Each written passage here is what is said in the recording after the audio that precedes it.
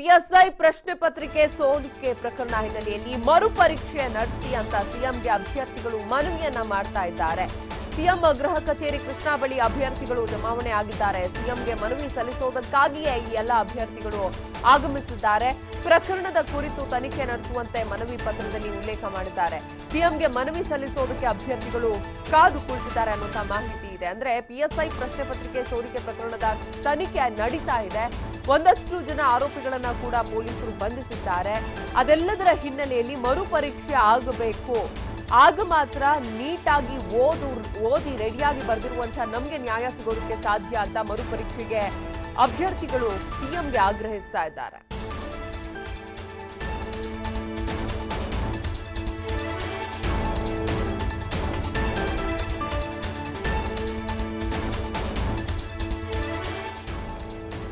PSI ಪ್ರಶ್ನೆ ಪತ್ರಿಕೆ ಸೋರಿಕೆ ಪ್ರಕರಣದ ತನಿಖೆ ಒಂದು ಕಡೆ ನಡೀತಾ ಇದೆ. ಇನ್ನೊಂದು ಕಡೆ ಆ ಪಿಎಸ್ಐ ಎಕ್ಸಾಮ್ಗೆ ಹಾಜರಾದಂತಹ ಅಭ್ಯರ್ಥಿಗಳೆಲ್ಲರೂ ಕೂಡ ಮರುಪರೀಕ್ಷೆ ನಡೆಸಿ ಅನ್ನುವಂತ ಮನವಿಯನ್ನ ಮಾಡಿಕೊಳ್ಳೋದಕ್ಕೆ ಸಿಎಂ ಗೃಹ ಕಚೇರಿ ಕೃಷ್ಣಾ ಬಳಿ ಜಮಾವಣೆ ಆಗಿದ್ದಾರೆ. ಆ ದೃಶ್ಯಗಳನ್ನ ನೀವು ನೋಡಿದ್ದೀರಾ. ಸಿಎಂಗೆ ಮನವಿ ಸಲ್ಲಿಸೋದಕ್ಕೆ ಈ ಎಲ್ಲ ಅಭ್ಯರ್ಥಿಗಳು ಆಗಮಿಸಿದ್ದಾರೆ.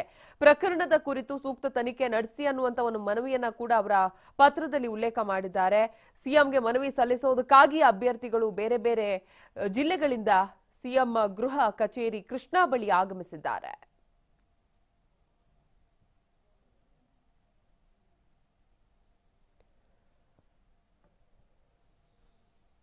ಇದೇ ತಿಂಗಳು ಜನವರಿ 13ನೇ ತಾರೀಕು PSI exam ನಡೆದಿರುತ್ತೆ.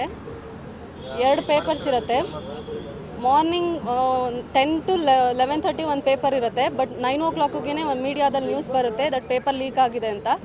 North Karnataka ಸ್ಟೂಡೆಂಟ್ಸ್ಗಳೆಲ್ಲ paper attend ಮಾಡಬಾರ್ದು, ಅಲ್ಲೇ ಪ್ರೊಟೆಸ್ಟ್ ಮಾಡಬೇಕು ಅಂತ ಎಲ್ಲ ಡಿಸೈಡ್ ಮಾಡ್ತಾರೆ. ಬಟ್ ಪೊಲೀಸ್ಗಳು ಲಾಠಿ ಚಾರ್ಜ್ ಮಾಡಿ ಬಲವಂತವಾಗಿ ಎಕ್ಸಾಮ್ನ ಬರೆಸ್ತಾರೆ. ಅದಾದಮೇಲೆ ಯಾರಿಗೂ ರಿಸ್ಕ್ ತೊಗೊಳಕ್ಕೆ ಇಷ್ಟ ಆಗಲ್ಲ. ಇನ್ನೊಂದು ಪೇಪರು ಬರ್ದು.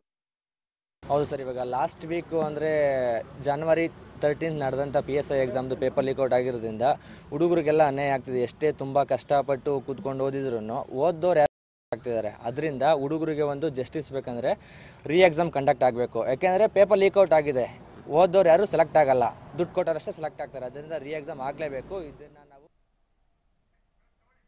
ಇನ್ನು ಈ ಬಗ್ಗೆ ಮತ್ತಷ್ಟು ಮಾಹಿತಿ ನೀಡ್ತಾರೆ ನಮ್ಮ ಪ್ರತಿನಿಧಿ ದತ್ತರಾಜ್ ಪಡ್ಕೋಣೆ. ದತ್ತರಾಜ್, ಎಲ್ಲ ಅಭ್ಯರ್ಥಿಗಳಿಗೆ ಸಿಎಂ ಸಿಕ್ಕಿದ್ರ ಮನವಿ ಸಲ್ಲಿಸೋದಕ್ಕೆ ಸಾಧ್ಯವಾಯ್ತಾ? ಹೆಂಗೆ?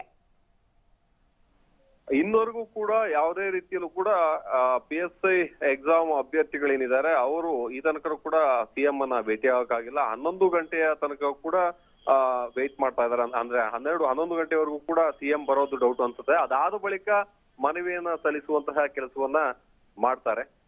ಈಗ ಅವರ ಪ್ರಮುಖವಾದಂತಹ ಬೇಡಿಕೆ ಏನಂತ ಹೇಳಿದ್ರೆ, ಪ್ರತಿಭಾನ್ವಿತ ವಿದ್ಯಾರ್ಥಿಗಳು ಕೂಡ ಕಳೆದ 2-3 ವರ್ಷದಿಂದಾನು ಕೂಡ ಇದೇ ಒಂದು PSI ಎಕ್ಸಾಮ್ಗೋಸ್ಕರ ಓದ್ಕೊಂಡು ನಂತರದಲ್ಲಿ ಬರೆದಿರ್ತಾರೆ.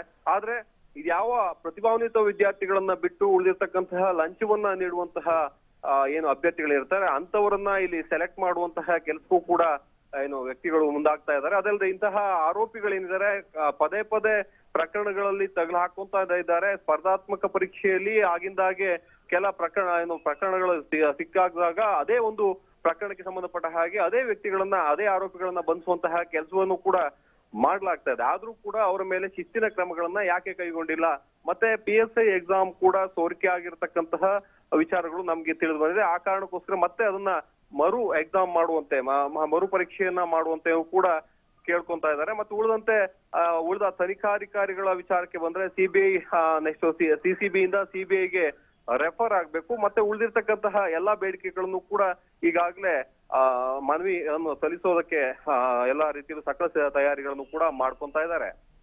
ಎಸ್ ದತ್ತರಾಜ್, ಇವರೆಲ್ಲ ಅಭ್ಯರ್ಥಿಗಳು ಕೇಳ್ತಾ ಇರೋದ್ರಲ್ಲೂ ಒಂದು ನ್ಯಾಯ ಇದೆ. ಸಾಕಷ್ಟು ಕಷ್ಟಪಟ್ಟು ಓದಿರ್ತಾರೆ. ಒಂದ್ ವೇಳೆ ಮನವಿ ಸಲ್ಲಿಸಿದ ನಂತರ ಮರುಪರೀಕ್ಷೆ ಸಾಧ್ಯತೆಗಳು ಹೇಗಿದೆ? ಇಲ್ಲಿ ಈಗ ಗೊತ್ತಾಗಿರೋ ಪ್ರಕಾರ ಮರು ಪರೀಕ್ಷೆಯ ವಿಚಾರಕ್ಕೆ ಇಲ್ಲಿ ಯಾವುದೇ ರೀತಿಯಲ್ಲೂ ಕೂಡ ಪೊಲೀಸ್ ಇಲಾಖೆ ಮುಂದಾಗ್ತಾ ಇಲ್ಲ ಅನ್ನೋದು ಈಗ ಸ್ಪಷ್ಟವಾಗ್ತಾ ಇದೆ. ಈಗ ಮೊದಲನೇ ಪೇಪರ್ ಮತ್ತೆ ಎರಡನೇ ಪೇಪರ್ ಅಂದ್ರೆ ಪ್ರಶ್ನೆ ಪತ್ರಿಕೆ ಸಂಬಂಧಪಟ್ಟ ಹಾಗೆ ಈಗಾಗಲೇ ಎಲ್ಲವೂ ಕೂಡ ಪರೀಕ್ಷೆಗಳು ನಡೆದಿದ್ದಾವೆ. ಈಗ ಅದಕ್ಕೆ ಮುಂದೆ ಯಾವ ರೀತಿ ರಿಕ್ರೂಟ್ಮೆಂಟ್ ಬೇಕು ಅದಕ್ಕೆ ಸಂಬಂಧಪಟ್ಟ ಹಾಗೆ ಆಯ್ಕೆಯ ಪ್ರಕ್ರಿಯೆಗಳು ಕೂಡ ಬರದಿಂದ ಸಾಗ್ತಾ ಇದೆ. ಆ ಕಾರಣಕ್ಕೋಸ್ಕರ ಮುಂದಿನ ದಿನಗಳಲ್ಲಿ ಮತ್ತೆ ಮರುಪರೀಕ್ಷೆ ಆಗುವಂತಹ ಸಾಧ್ಯತೆಗಳು ಇಲ್ಲ. ಇಲ್ಲಿ ಸಾಕಷ್ಟು ಮಂದಿ ಅವರ ಏನು ಬಸವರಾಜ ಅಲಿಯಾಸ್ ಕುಲ್ಡಾ ಬಾಬು ಏನಿದ್ದಾನೆ ಆತನ ಒಂದು ಜೊತೆ ಸೇರ್ಕೊಂಡು ಇಲ್ಲಿ 50ಕ್ಕೂ ಹೆಚ್ಚು ಅಭ್ಯರ್ಥಿಗಳು ಸೆಲೆಕ್ಟ್ ಆಗಿದ್ದಾರೆ ಅನ್ನೋ ಒಂದು ಮಾಹಿತಿ ಈಗ ಗೊತ್ತಾಗ್ತಾ ಇದೆ. ಆದ್ರೆ ಇದ್ರ ಬಗ್ಗೆ ಸಂಪೂರ್ಣವಾದಂತಹ ತನಿಖೆ ನಡೀಬೇಕಾಗಿದೆ. ಮತ್ತೆ ಪ್ರಮುಖವಾದಂತಹ ಆರೋಪಿಗಳು ಕೂಡ ಸಿಕ್ಕಿ ಹಾಕೊಳ್ಳಬೇಕಾಗಿದೆ. ಯಾಕಂತ ಹೇಳಿದ್ರೆ ಹಲವು ಪ್ರಕರಣದಲ್ಲೂ ಕೂಡ ಇವರು ಭಾಗಿಯಾಗಿದ್ರು. ಇಷ್ಟರವರೆಗೂ ಕೂಡ ಲೀಕ್ ಆದಂತಹ ಏನು ಪ್ರಶ್ನೆ ಪತ್ರಿಕೆಗಳೇನಿರ್ತವೆ ಅದರಲ್ಲಿ ಎಲ್ಲಾ ರೀತಿಯಲ್ಲೂ ಕೂಡ ಇವರ ಇನ್ವಾಲ್ವ್ಮೆಂಟ್ ಇತ್ತು. ಮತ್ತೆ ಅದೇ ಪ್ರಶ್ನೆ ಪತ್ರಿಕೆಗಳು ಒರಿಜಿನಲ್ ಆಗಿದ್ವು. ಆ ಕಾರಣಕ್ಕೋಸ್ಕರ ಈ ಪ್ರಶ್ನೆ ಪತ್ರಿಕೆಗಳನ್ನು ಕೂಡ ತೆಗೆದುಕೊಂಡು ಹೋಗಿ PSI ಎಕ್ಸಾಮ್ ಸಂಬಂಧಪಟ್ಟ ಹಾಗೆ ಈಗಾಗಲೇ ಏನು ಆ ವಿಚಾರ ಸಂಬಂಧಪಟ್ಟ ಹಾಗೆ ಎಕ್ಸಾಮ್ ಅನ್ನ ಬರ್ತಿದ್ದಾರೆ. ಆ ಅಭ್ಯರ್ಥಿಗಳ ಬಗ್ಗೆ ಮತ್ತೆ ಮರುಪರೀಕ್ಷೆ ಆದ್ರೆ ಅವರ ಅಸಲಿ ಬಂಡವಾಳ ಬಯಲಿಗೆ ಬರುತ್ತೆ ಅನ್ನೋ ವಿಚಾರ ಕೂಡ ಗೊತ್ತಾಗಿದೆ. ಧನ್ಯವಾದ ದತ್ತರಾಜ್ ತಮ್ಮೆಲ್ಲ ಮಾಹಿತಿಗಾಗಿ.